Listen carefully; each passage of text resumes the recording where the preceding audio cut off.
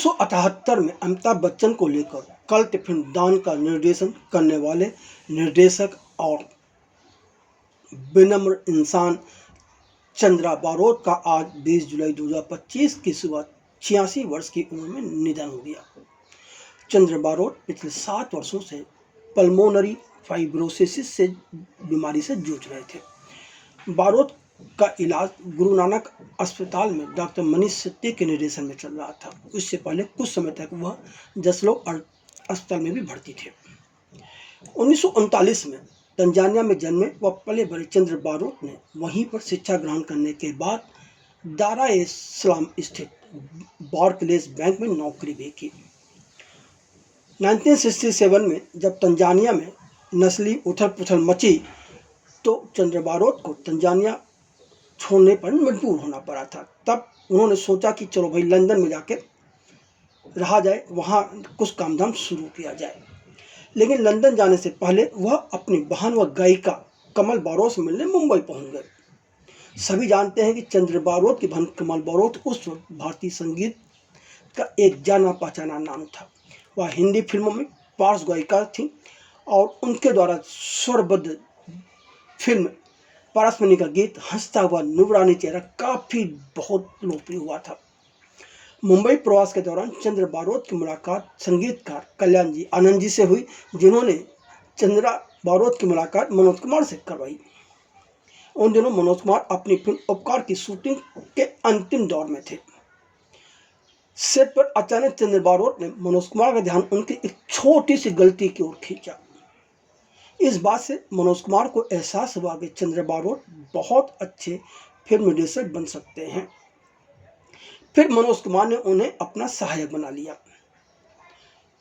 उधर चंद्र बारोट का लंदन में कुछ हो नहीं रहा था तो चंद्र बारोट ने मनोज कुमार के यहाँ 450 रुपये प्रति माह के वेतन पर सहायक निर्देशक के रूप में काम करना शुरू कर दिया। मनोज कुमार के साथ बतौर सहायक निर्देशक काम करते हुए चंद्र बारोट की फिल्म यादगार के शूटिंग के दौरान नूतन जी से मुलाकात हुई और नूतन जी हमेशा के लिए उनकी दीदी बन गई थी।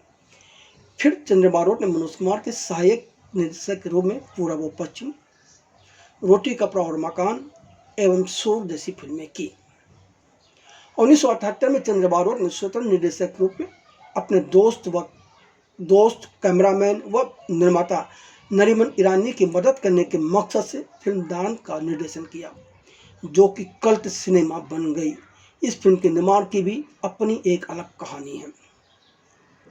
उन दिनों कैमरामैन नरीमन ईरानी बसहूर कैमरामैन थे और उनके मन में फिल्म निर्माता बनने का इच्छा जागृत हुई तो उन्होंने 1972 में फिल्म जिंदगी का निर्माण किया था। तपन सिन्हा के निर्देशन में बनी इस फिल्म में सुनील दत्त, देव मुखर्जी, वहीदा रहमान, फरीदा जलाल, अशोक कुमार, छाया देवी, इफ्तिकार, रमेश देव व जलाल आगा की अहम भूमिकाएं थीं।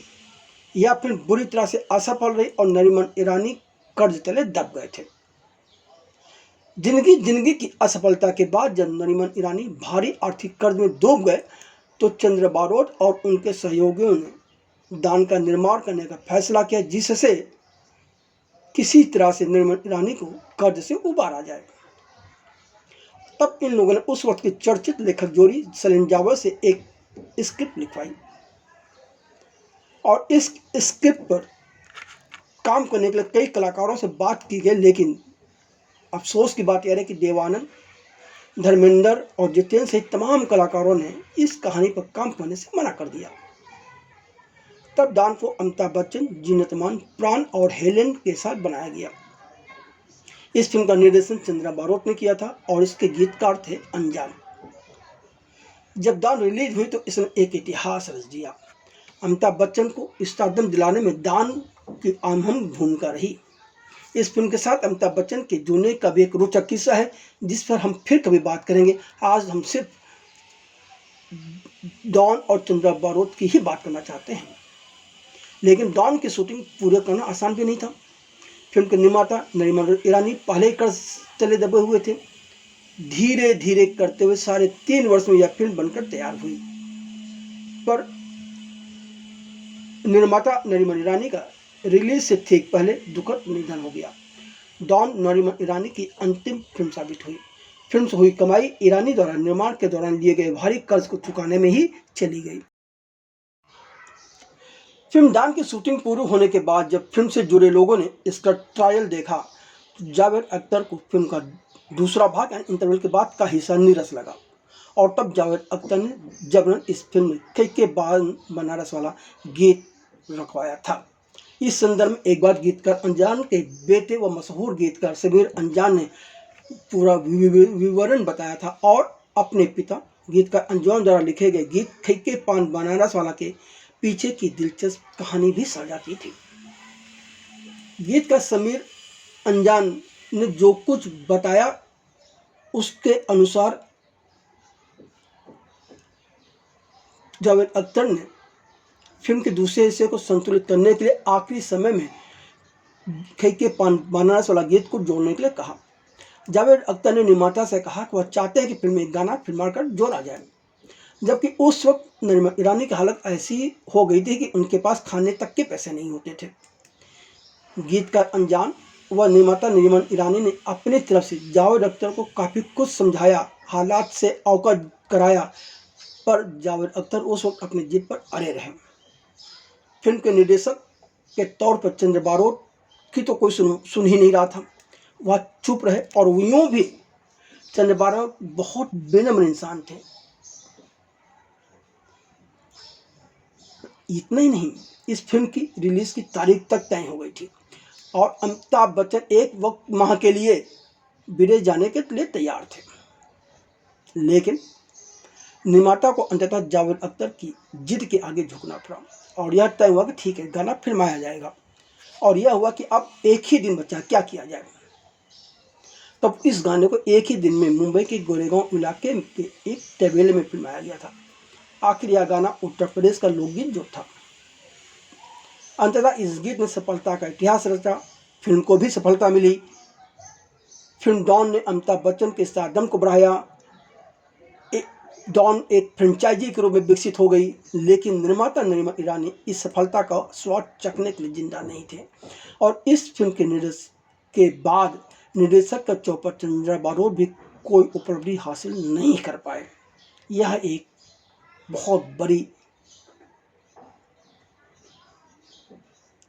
विपदा ही कह सकते हैं आप। डॉन की अपार सफलता के बाद निर्देशक चंद्र बारोट को काम ना मिला हो, ऐसा भी नहीं है। डॉन को इस कदर की सफलता मिली थी कि चंद्र बारोट के पास एक साथ कई फिल्मों के प्रस्ताव आ गए। दिलीप कुमार अभिनीत फिल्म मास्टर नामक एक फिल्म के निर्देशन की जिम्मेदारी चंद्र बारोट को मिली, लेकिन यह फिल्म कुछ ज़्यादा आगे नहीं बढ़ पाई और भी फिल्म बीच में ही बंद हो गई। इसके बाद सारिका अभिनीत फिल्म तितली नमक शुरू की गई, लेकिन यह भी बंद हो गई। इसके बाद विनोद खन्ना के साथ टाइम में फिल्म की घोषणा हुई। इस फिल्म का मुहूर्त हुआ, सन एंड सैन होटल में बहुत बड़ी पार्टी भी रखी गई, पर यह फिल्म सिर्फ घोषणा और पार्टी तक ही सीमित रह गई। इसके बाद इस फिल्म का कुछ भी नहीं हुआ। इस सारी फिल्मों के बंद होने के बाद चंद्र बारोट ने 1989 में बंगाली फिल्म आश्रिता का निर्देशन किया। यह फिल्म ठीक ठाक चली। फिर उन्होंने 1991 में निर्माता अनीस की फिल्म प्यार भरा दिल का निर्देशन किया। इस फिल्म में तुषार वोरा और दीपा की मुख्य भूमिकाएं थीं। फिल्म प्यार भरा दिल रिलीज हुई, पर इसे बॉक्स ऑफिस पर कुछ खास सफलता नहीं मिली। हाँ, निर्देशक चंद्र बारोट की जिंदगी जरूर संवर गई, क्योंकि इस फिल्म की हीरोइन दीपा के संग उन्होंने विवाह कर लिया। 1991 में रिलीज हुई फिल्म प्यार भरा दिल को भले सफलता ना मिली हो, लेकिन चंद्र बारोट के पास कई फिल्में आई, उन्होंने कई फिल्में की, पर बॉस, नील को पकड़ना नामुमकिन जैसी कई फिल्में पूरी भी नहीं हुई और न रिलीज हुई। हालांकि उनकी डांस सीरीज ने इतनी लोकप्रियता हासिल की कि इसने अपनी एक अलग दुनिया बचा ली। चंद्र बारोट के काम को श्रद्धांजलि देते हुए 2006 में शाहरुख खान ने डॉन नाम से फिल्म बनाई। बाद में शाहरुख खान ने अपनी फिल्म डॉन का प्रीक्वल बनाया और अब फरहान अख्तर वर्तमान में इस फ्रेंचाइजी की तीसरी फिल्म का निर्देशन कर रहे हैं, जिसमें कृति सेनन मुख्य के साथ रणवीर सिंह की भूमिकाएं हैं।